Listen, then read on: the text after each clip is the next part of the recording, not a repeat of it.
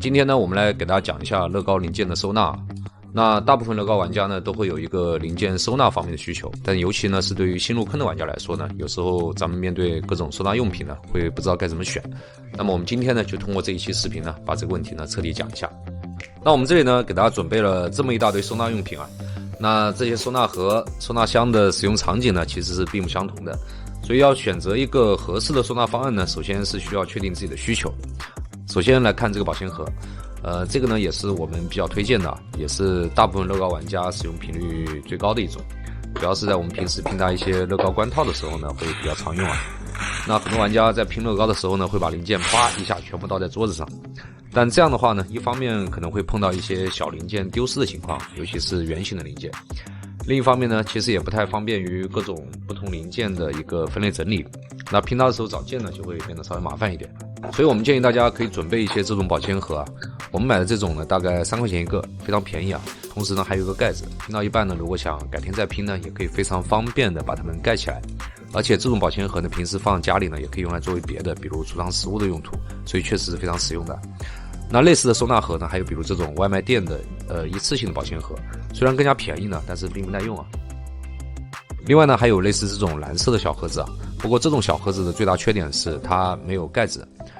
另外呢，它也不能重叠摆放，所以平时放家里的时候呢，就比较占空间，所以呢，也是不推荐玩积木的玩家使用的。当然，也有些玩家会用纸杯啊，但纸杯呢，我们也是绝对不推荐的，因为它开口比较小，而且比较深，伸手去找零件呢会比较麻烦啊，关键它还特别容易倒。好，那么我们再来看第二种收纳用品，手提式零件整理箱。这种整理箱呢，在很多电商网站上，你去搜乐高收纳呢，会搜出来一大堆啊。但同时呢，也有单层的、双层的可以供大家选择。那我们这里买这种双层的呢，大概是30-40一个，其中上面这一层呢，每一格之间它是固定死的，下面那一层呢是可以自由的去进行隔断。那这种手提收纳箱呢，如果是用在经常拼乐高关套的场景里呢，也是挺不错的。用它来把零件做一个简单的分类，然后呢，如果暂时不拼了呢，也可以非常方便的盖起来。但是它相对于我们上面推荐的保鲜盒来说呢，一个是它价格比较贵，另外呢就是用途呢相对比较单一啊，不像保鲜盒呢可以在家里作为别的用途，而且拼完了关套，然后闲置在家里呢也挺占地方的，不像保鲜盒呢可以重叠摆放。那类似的手提收纳箱呢还有这种啊，但是我手上这个单面的呢并不太适合作为乐高积木零件收纳的一个用途，因为它每个格子呢比较深，所以伸手去找零件的话啊会比较吃力。那如果要买的话呢，可以考虑买双面的，价格呢和刚刚那种方形的差不多。不过呢，我们还是推荐刚才那种方形的，因为它可以层叠一层层这样摆放。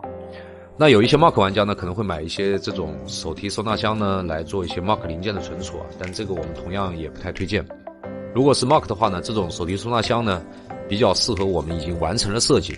并且呢，在网上配好了零件以后，对这些零件呢进行一个临时的一个分类存储，但是它绝对不太适合作为我们常备库存零件的分类存储，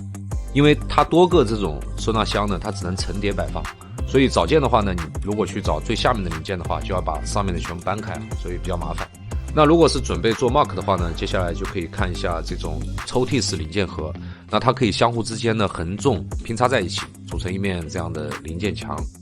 那这里也可以看到，相互拼插以后呢是非常稳固的。这种零件盒呢也有非常多的尺寸可以供大家选择。那我们这里使用的呢是183×110×61的尺寸，单价呢大概是5块多钱一个。这个尺寸呢是可以放下15单位后孔壁的。基本上绝大部分的乐高零件呢都没有什么问题，而且我们这里呢其实也不太推荐去选择太大的，因为太大的抽屉式零件盒呢会造成一个比较多的一个零碎的剩余空间，降低整个零件墙的空间利用率啊。这种零件盒呢是非常适合乐高零件的收纳的，基本上就我感觉没有比它更完美的了。它的抽屉呢通常呢是透明材质，每个抽屉的上面呢有一个可以放置标签的卡槽，同时呢也是抽屉的拉手，而且盒子的背面呢还有这个挂钩孔。不过呢我们不建议把它挂在墙上啊，因为装满的零件墙呢会非常的重。那这里呢是建议把它放在桌子上，然后呢在零件墙的背面稍微靠上的位置呢用2个钉子把它勾住，防止它倾倒就可以了。那每一个小抽屉里面呢也有若干个这种隔板，可以把零件盒呢进行一下分隔，这样呢就可以方便我们用一个抽屉呢就可以放好几种不同的一些小体积的并且用量不大的一些零件。那大家可以看到，我们在这里呢是把零件图片和编号呢做成了照片，然后呢再把它们裁成合适的大小，做成标签呢放在卡槽里面。像在日常 Mark 的时候呢，找零件是非常方便的。而且如果使用 Studio 这些积木设计软件去做设计的话呢，如果不记得某个零件的编号，一扭头就可以找到，所以说是一种比较完美的方案。类似的呢，还有一种这样的零件盒啊，也有一些乐高玩家呢会选择这种，但我们这里呢是非常不推荐的。主要原因呢在于它的背板呢通常是空的，所以呢时间长了呢一定会存在进灰的问题。同时呢，如果零件堆得比较满的话呢，零件呢有可能从后面掉出去啊，而且它的可扩展性呢也不强，同时也不太方便这个零件标签的安装。当然呢，刚才推荐的这种零件盒呢，并不太适合放一些太大体积的零件啊，比如说轮胎轮毂啊、电机啊，包括蓝牙锂电啊这些。那这里呢，我们就可以再准备一些这种家居收纳盒，同样呢也是抽屉的形式。不过和刚刚那种小盒子不一样的是啊，它并不能相互之间拼插在一起啊。不过每个盒子上下之间呢，还是有这种沟槽设计，可以一定程度上呢起到防倾倒的作用。这种家居收纳盒呢，同样也有非常多的尺寸供大家选择。那我们这里呢使用的是27×18乘以9.5的5升款，单价呢大概是7、8块钱一个，7、8块钱一个啊，性价比还是很高的。当然贵的也有啊。那还有一种收纳用品呢，基本是玩乐高必备的，就是 PE 支风带。那这种呢就非常便宜了，而且 PE 支风带呢基本上是零件墙的一个必备的补充啊。像我们玩科技类 Mark 比较多的话呢，其实并不会，也不需要准备太大规模的一个零件墙。那有时候呢，我们某一些零件库存比较多的时候呢，零件墙里面的小盒子放不下，那么这个时候呢，就可以使用 PE 带呢把它们先存好，然后呢一起放在大抽屉盒里面，或者放在纸箱里面。那抽屉里的零件呢，用完了以后我们再从里面拿，这也是为什么我们不太推荐这个太大规模的零件墙，以及不要买这个太大尺寸的盒子的原因啊。好了，最后总结一下，那如果以玩官套为主呢，那么这种3块多钱一个的小保鲜盒呢就非常实用了，注意要买可以重叠摆放的。